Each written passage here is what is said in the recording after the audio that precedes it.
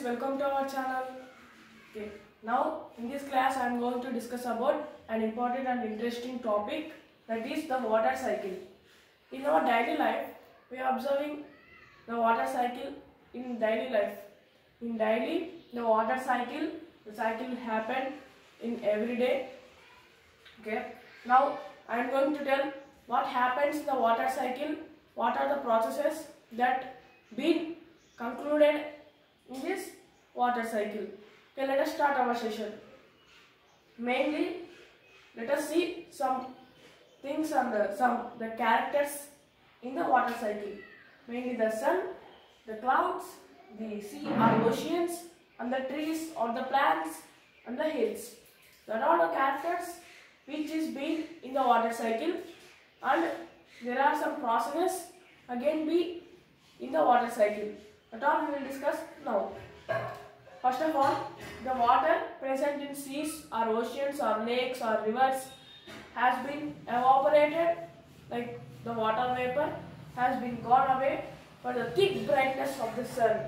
The thick brightness of the sun, which is in the middays or in the afternoons, the very lighting, the shininess of the sun has been the rays, the sun rays has been come to the ocean, and the water vapor present in the sea has been evaporated to the sun.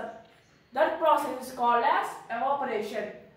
The process of water changing into water vapor is called evaporation, that the water evaporates to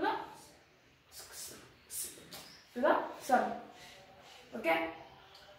That evaporating water vapor again changed into water by the help of condensation. The small clouds, the droplets of the small clouds will form and again will happen into big clouds. That process is called as condensation, which the water vapor again changes into the water. Okay, the condensation with the condensation process, the big clouds will form in the sky, and from the clouds again the precipitation process will occur. What is this precipitation means?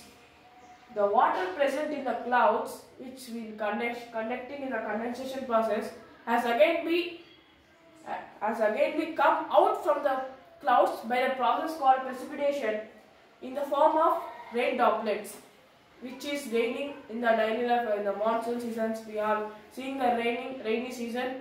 That all will happen with the help of precipitation, which the water will again come to the droplets. The rain droplets has been formed over the land. That is called a precipitation process. And again, after the precipitation, the water droplets that has been fallen has been gone into the underground. And the water will be filled in the underground. That water is being taken out by the plants and the trees by the process called transpiration.